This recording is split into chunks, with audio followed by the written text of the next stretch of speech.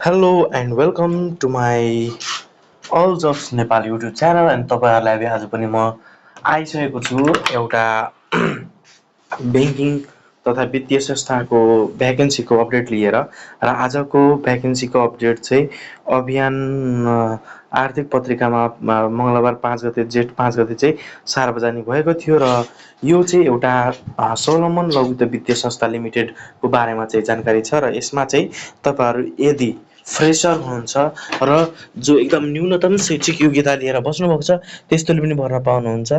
तपाईँलाई चाहिँ म विशेष गरी यसको बारेमा जानकारी दिँदैछु। नेपाल राष्ट्र ब्याङ्कबाट घ वर्गको इजाजत प्राप्त राष्ट्रिय स्तरको ब्याङ्क हो भने त्यसदेखि यसको केन्द्रीय कार्यालय चाहिँ कमलपोखरी काठमाडौँमा रहेको छ। यहाँ फोन नम्बर पनि दिएको छ। त्यस पछाडि यहाँनिर आवश्यकता भनेर प्रथम पटक सूचना प्रकाशित भनेको चाहिँ 2083 2 महिना 5 गते दिएको छ भने यस वित्तीय संस्थाले रिक्त रहेको तपसिल उल्लेखित बमोजिम प्रयोगात्मक प्रशिक्षाद्वारा पदपूर्ति गर्नुपर्ने भएकोले योग्यता पुगेको उम्मेदवारहरूले चाहिँ यो सूचना प्रकाशन भएको 15 दिनभित्रमा चाहिँ यस वित्तीय संस्थाको वेबसाइट www.swbbl.com.np मा चाहिँ तोकिएको बमोजिम दरखास्त दिन हुन आह्वान गरिन्छ भनेर यहाँनिर दिएको छ। र वित्तीय संस्थाको हितलाई ध्यानमा राखी प्राप्त दरखास्त कारण खोली वा नखोली स्वीकृत गर्ने वा यस विज्ञापनलाई रद्द गर्ने सबै अधिकार चाहिँ यो वित्तीय संस्थालाई चाहिँ निर्णीत रहनेछ भनेर भनिएको छ। भने यो चाहिँ एउटा कनिष्ठ सहायक प्रशिक्षार्थी तालिमे भनेर खोलिएको छ भने तह चाहिँ 4ख भनेको छ भने त्यस पछाडि केही भनेर जतिजना पनि लिन सक्छ।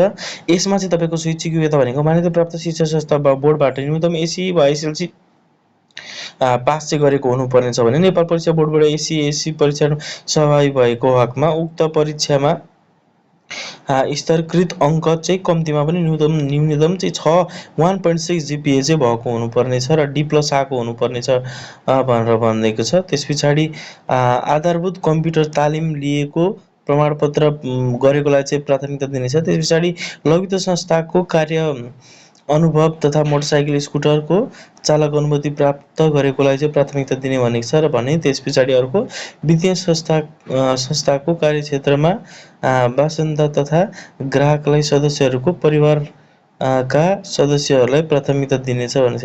यस वित्तीय संस्थामा काम गरेको कोही यस वित्तीय संस्थामा कारोबार गरिरहेको कुनै सदस्यहरूको यदि सदस्यहरूको चाहिँ छोराछोरी छ भने चाहिँ त्यस्तोलाई प्राथमिकता दिने भनेको छ। भनेदेखि यहाँनिर के भनेको छ भने दरखास्त दिने अन्तिम मितिमा 18 वर्ष पुरा भएको हुनुपर्छ र 35 वर्ष ननाएको हुनुपर्छ र 40 वर्ष ननाएको हुनुपर्ने छ भनेर भनेको छ। भने वित्तीय संस्थामा कार्यरत कर्मचारीको हकमा उमेरको हद लागू हुने छैन भनेको छ। त्यस पछाडि एक्जाम भनेको चाहिँ लिखित परीक्षा लिन्छ। त्यस पछाडि फिल्ड अवधारणा र कम्प्युटर सञ्चालन वर्ड एक्सेल चाहिँ एकवटा चेक गर्ने भनेको छ। त्यस पछाडि सर्ट लिस्ट लिखित परीक्षाको लागि प्राप्त दरखास्तहरू मध्येबाट वित्तीय संस्थाले तोकेको योग्यता पुगेको आधारमा छोटो सूचना प्रकाशित गरिन्छ र त्यो सूचनाको आधारमा चाहिँ समय स्थान र गरेर गर्ने भन्छ।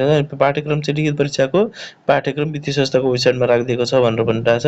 त्यस पछाडि दरखास्त भनेको 500 रुपियाँ भनेर बनाएको छ। ब्याङ्क नेम माछापुछ्रीमा चाहिँ यसरी तपाईँले 500 रुपियाँ बुझाउन सक्नुहुन्छ भने दरखास्त दस्तुर यसरी बनेको छ र यसरी नै तपाईँले चाहिँ 2083 साल जेठ 19 गतेसम्म चाहिँ दरखास्त पेश गर्नुपर्ने छ। तालिमको लागि तालिमेको तालिम अवधि 6 महिनाको हुन्छ र 6 महिनामा चाहिँ यदि तालिम अवधि कार्य सम्पादन मूल्याङ्कन सन्तोषजनक भएमा तालिमेहरू मध्येबाट वित्तीय संस्थाको आवश्यक अनुसार संस्थामा तत्काल नियुक्ति गर्ने वा सबै तथा बाँकी उम्मेदवारहरूलाई सम्बन्धित उम्मेदवारलाई रोस्टरमा राख्न सकिनेछ भनेर चाहिँ भनिसकेको छ। कार्य सम्पादन सन्तोषजनक नभए पनि वित्तीय संस्थाको प्रचलित कर्मचारी सेवा नियमावली बमोजिम हुनेछ भनेर भनिरहेको छ। भने तालिम अवधिभर चाहिँ वित्तीय संस्थाको नयाँ कर्मचारी भर्ना तथा सुविधा सम्बन्धी कार्यविधिमा तोकिएको बमोजिम सुविधा उपलब्ध गर्नेछ भनेर भनेको छ। यसमा चाहिँ दिएको हुन्छ र स्वावलम्बन पनि एउटा एकदमै पुरानो र राम्रो संस्था भएकोले गर्दाखेरि चाहिँ तपाईँहरूको चाहिँ एउटा केरियरलाई चाहिँ अपग्रेड गर्ने मौका छ। तपाईँहरू चाहिँ तुरुन्त यदि तपाईँ ब्याङ्कर्स बन्न चाहनुहुन्छ भने चाहिँ सुवर्णलम्ब लघु वित्तीय संस्थामा चाहिँ फर्म भरेर तपाईँहरूले आफ्नो करियरलाई स्टार्ट गर्न सक्नुहुन्छ। यति भन्दै तपाईँहरूको दिन शुभ रहोस्। Tata bye by.